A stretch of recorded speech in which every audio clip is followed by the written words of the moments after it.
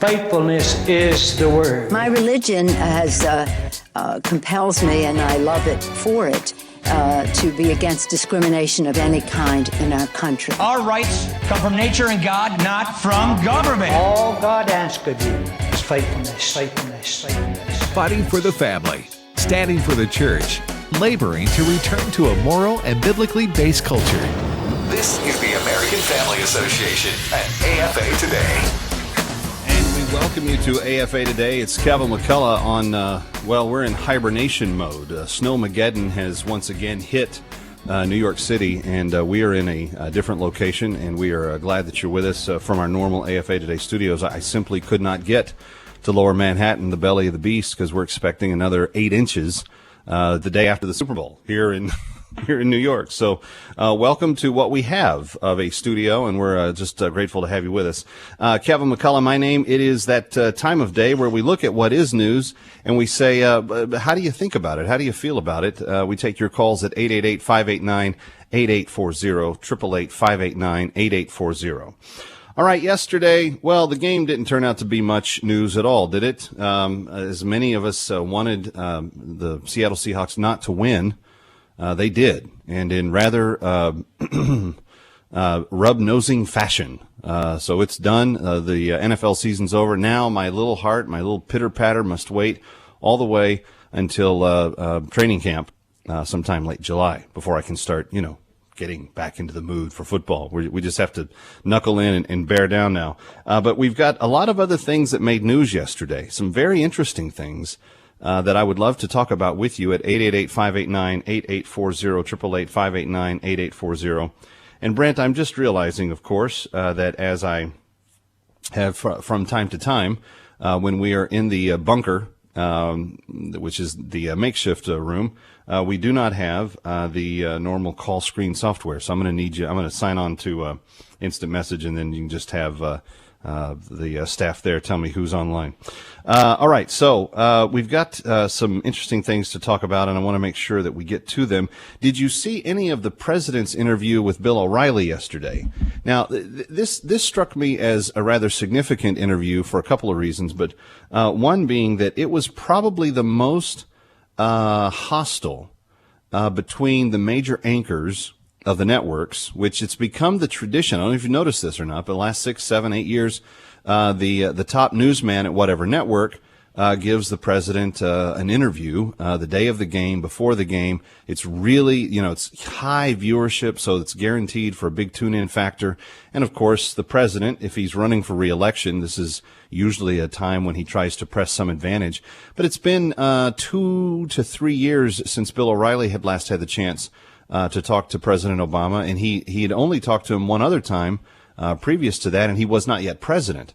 So this was really the first opportunity to get some stuff on the record in terms of actual questions being asked and answered. And I want to ask you at 888-589-8840 if, in fact, you felt like that there was a certain degree of accomplishment that Bill Oreilly was able to get through, given that he, tried to put some questions to, at least I felt he did, tried to put some questions to the president and got some evasive answers or got some answers that were not necessarily what he was looking for. But there were a couple of things that he questioned him about that raised a lot of eyebrows. One was the IRS issues and scandals, saying quite plainly, not one smidge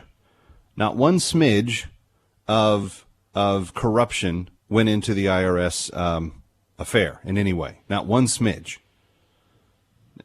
How much is a smidge? Smidge is a tiny little bit. The president basically said, not a smidge, not any ounce of corruption at all.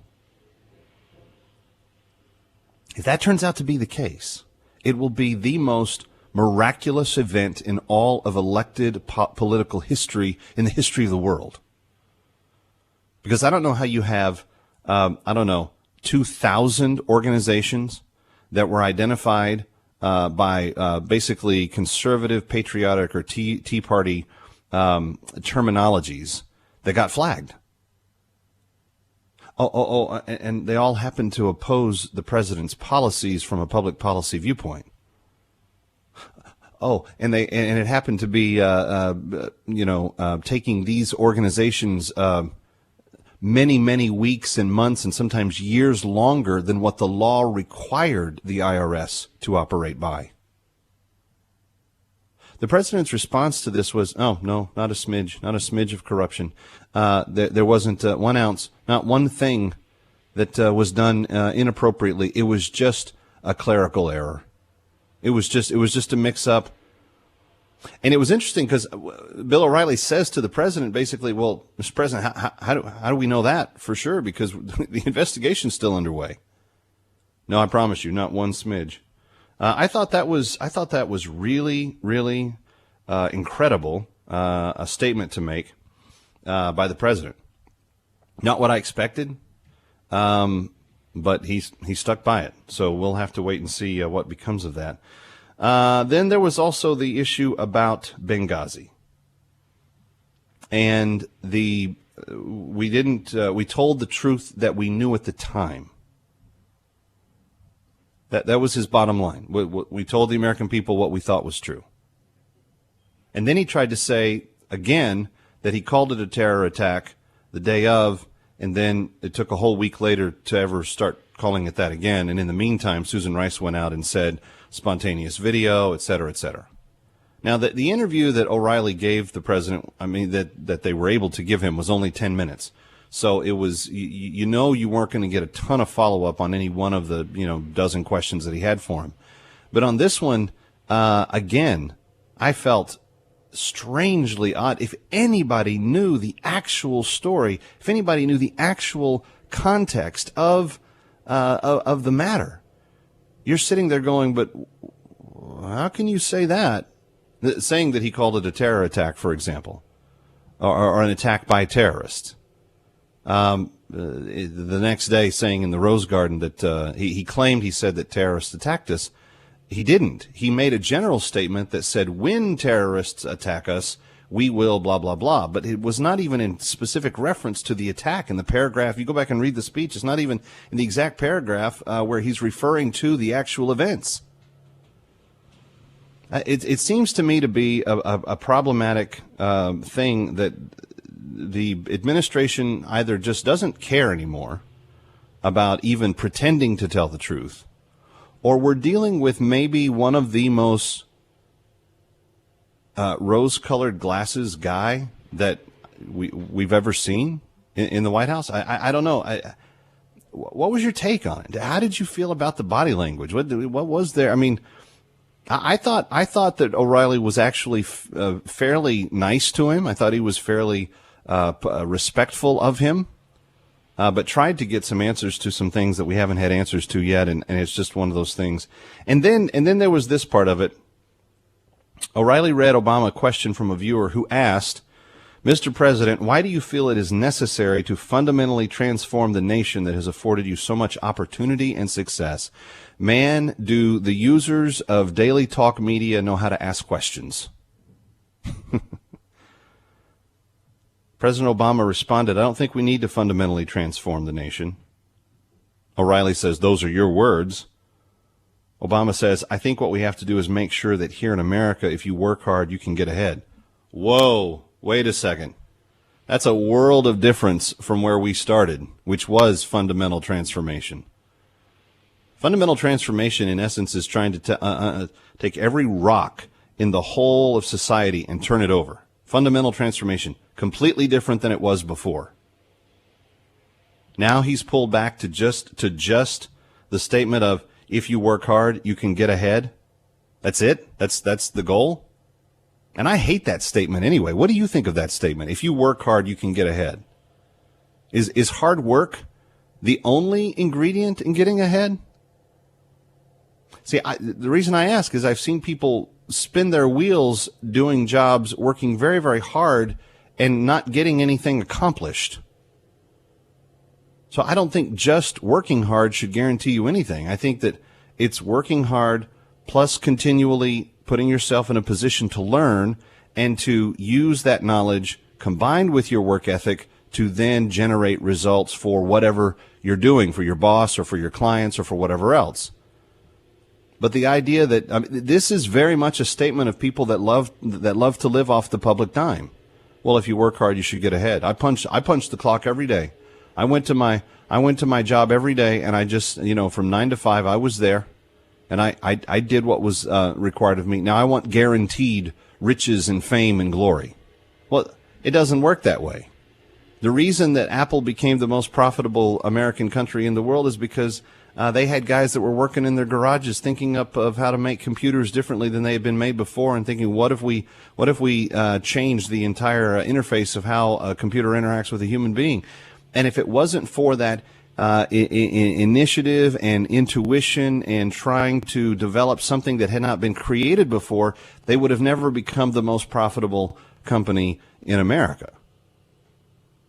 It's really strange to hear the phrase, I think what we have to do is make sure that here in America, if you work hard, you can get ahead. Well, okay. And if the sun comes out, you can get a suntan. And if you walk out into the snow, you might get frostbite. I mean, let's just throw out random, obvious statements, Mr. President, for the day. 888-589-8840 if you've got a thought on any of this. Kevin McCullough. I'm sorry, say that again. Let's go to Jim in North Carolina, who's with us first. Hi, Jim. Welcome. You're on with Kevin McCullough. So glad that you're with us. Yes, Kevin. Thank you for taking my call. In regards to the interview with Oreilly, if you know, when Oreilly had in his studio, it's called the No Spin Zone. And when Oreilly has a guest there, he can keep them in check. Of course, Oreilly went to the spin zone, which was Obama's house. And, of course, with only having 10 minutes, you wouldn't expect anything less from the president. He's going to, all he's got to do is hold his ground for 10 minutes, and he can be in and out. And we didn't learn anything new. But the one thing that I did, a thought that occurred to me right before the Super Bowl, if you recall, the players, and they were reciting the Declaration of Independence. Mm-hmm. And two thoughts came to me. One, for all the men reciting the Declaration, are they paying attention to the words, really reading them off some teleprompter, but are they paying attention? And does our president understand those words as well? Personally, I think he knows the words. I think he's against the words. I think he's the antithesis of the words. I think he means to be a part of saturating this country with people who have no connection to those words. And the more he does that, and the more that he sets up his programs to get away from those words, the more that we can go ahead and get rid of those words. I think that is his goal. As far as the question about fundamentally transforming the country, he wasn't going to really answer that because he's trying to put us in a position where we are away from those words and everything that they mean. And we become something more like an Eastern European bloc country. And I don't want to pretend to read his mind, but as Jesus would say, you'll know them by their fruits. We can see by his actions, by his policies. I think he's got a shelf at home, and he's waiting to put the big trophy on that shelf, and that trophy is going to read, "I destroyed America." Wow. Well, there's certainly a lot of pain in America today. This is just one of the news stories that dominated yesterday's news cycle. I'm Kevin McCullough. Maybe you have more thoughts on it. So glad that you're with us as Snowmageddon revisits the New York area. So I'm coming to you from the AFA Today underground bunker. This is AFR Talk. I'm Kevin McCullough. So glad you're with us. Stay with us here on the American Family Radio Network.